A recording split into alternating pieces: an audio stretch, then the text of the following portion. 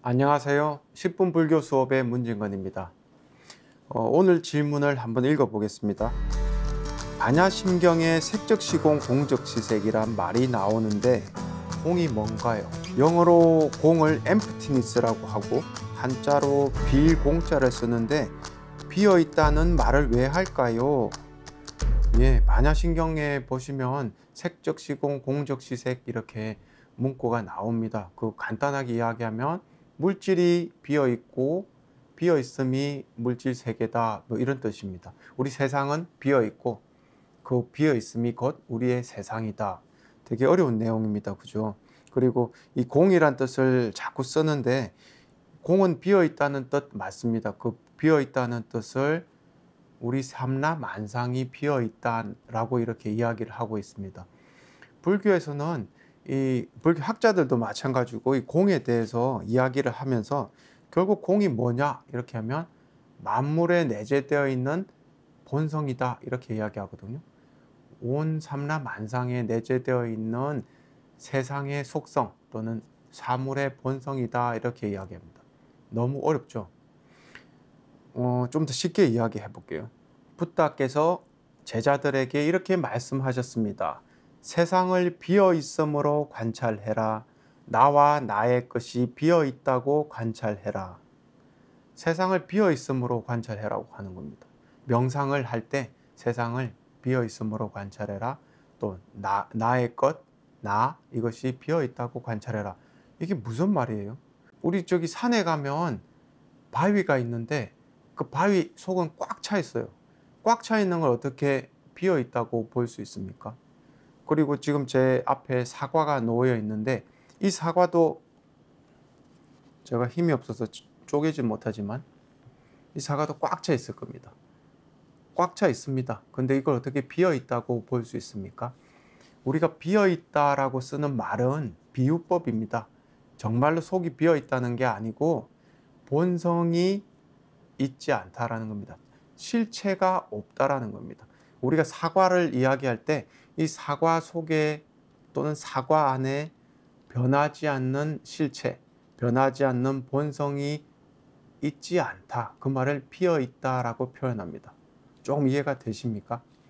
우리가 이러한 사과를 볼 때 어떤 생각을 하냐면 사과네 하면서 사과 맛이 이렇게 떠오릅니다. 그리고 사과 향기를 맡으면서 이 사과도 내가 예전에 먹었던 사과들과 마찬가지로 똑같은 맛과 똑같은 향기를 가지고 있구나 라는 생각을 하겠죠. 그리고 사과를 한 입 베어 물려고 이제 할 겁니다. 그러다가 만일 이 사과가 예전에 먹었던 사과, 좋아하는 사과의 맛과 다르다면은 크게 실망할 겁니다. 그리고 맛없는 사과네 이렇게 생각할 겁니다. 이렇게 생각하는 가운데 가만히 살펴보면 우리의 마음에는 이미 사과의 본성과 사과의 본래의 맛과 향을 이미 가지고 있습니다. 그건 우리가 사과의 본성, 사과의 실체라고 믿는 것입니다. 그런데 사실은 사과 안에 그러한 사과의 맛, 사과의 향, 사과 원래의 본성이랑은 있지가 않습니다. 그게 다른 말로 부처님께서 사과를 볼 때 비어 있다고 봐라라고 하는 겁니다. 이 사과는 본성이 없고 실체가 없고 변하지 않는 게 아니라는 이야기죠. 그렇게 해서 우리가 뭘 얻겠습니까? 부처님께서 말씀하시는, 쉽게 말해서 이 사과를 보면서 비어 있다라고 보는 게 우리한테 뭐가 그렇게 중요한 의미가 있냐라고 물어보신다면은 이 사과가 비어 있다고 관찰하게 되면 이 사과에 대한 기대가 없이 처음 보는 하나의, 오늘 처음 만난 물체예요. 오늘 처음 만난 물체로 상당한 호기심을 가지고 향기도 맡아보고 만져보고 그리고 한 입 베어 물게 될 겁니다. 이때는 기대하던 맛이란 게 마음속에 없기 때문에 이 맛이 어떻든 간에 이런 맛이구나 라고 알게 됩니다. 그거는 우리가 경험을 있는 그대로 수용할 때 반응입니다. 내가 이 사과를 처음 봤을 때 아무 생각 없이 먹는 것하고 내가 이 사과를 볼 때 예전에 봤던 사과와 비교하면서 먹는 것과는 전혀 다른 경험이 일어난다는 겁니다. 결국 후자로 보는 것, 다시 말해서 예전에 있던 사과와 비교하면서 보는 그 마음은 꽉 찬 마음이고요. 처음 보는 걸로 보고 수용하는 마음으로 이 경험을 받아들일 때는 비어있는 마음입니다. 내가 뭔가를 기대하거나 이것을 잘 안다고 생각하지 않고 하는 경험입니다. 우리는 이 사과를 사실 모릅니다. 이 사과는 몇 달 전만 해도 아마 꽃받침이었을 거예요. 꽃받침이 커져 가지고 하나의 열매가 되어 가지고 또 제 손에 이렇게 와 있게 되었습니다. 그리고 이 사과를 먹지 않고 내버려 두면 썩어서 없어질 겁니다. 그런데 우리는 하필이면 오늘 싱싱하고 건강한 모습의 이 사과를 보고 아, 사과다 라고 생각하면서 내 마음속에 있는 사과의 본성을 투사하는 겁니다. 이 투사를 통해 가지고 결국은 내가 처음 만난 이 사과와 할 수 있는 순수한 경험을 하는 그 찬스를 잃어버리게 된 겁니다. 사실 경험의 세계는 항상 변하는 세계입니다.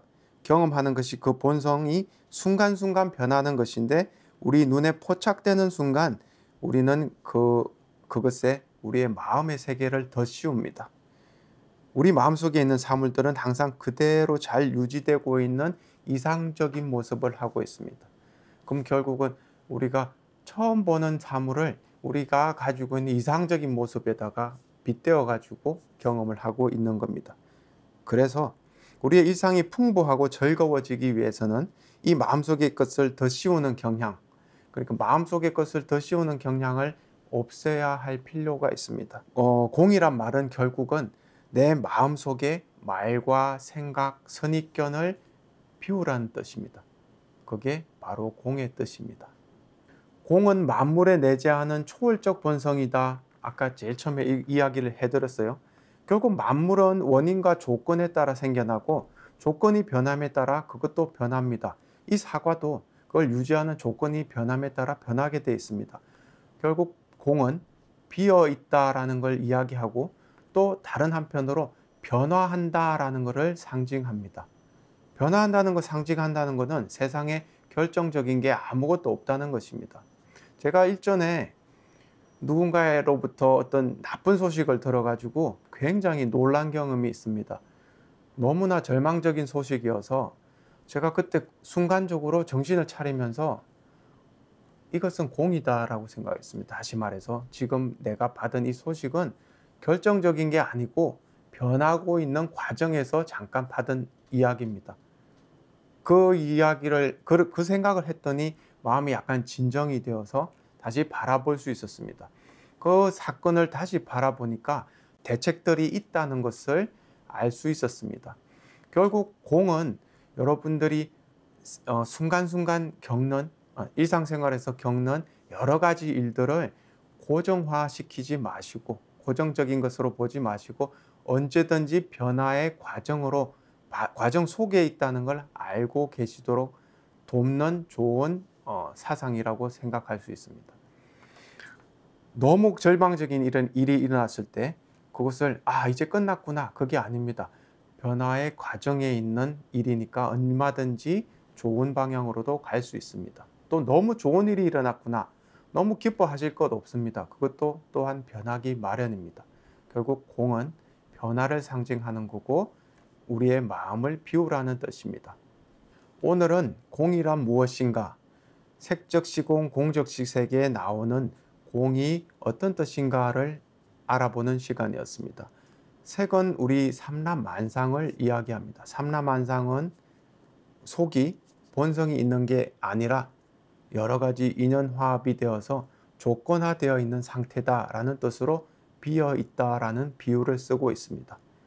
결국 우리는 비어 있음으로써 변화를 경험할 수 있고 변화를 경험함으로써 희망을 가질 수 있다, 이런 뜻으로 해석할 수도 있겠습니다. 여러분들의 이해에 조금 도움이 되었기를 바랍니다. 감사합니다.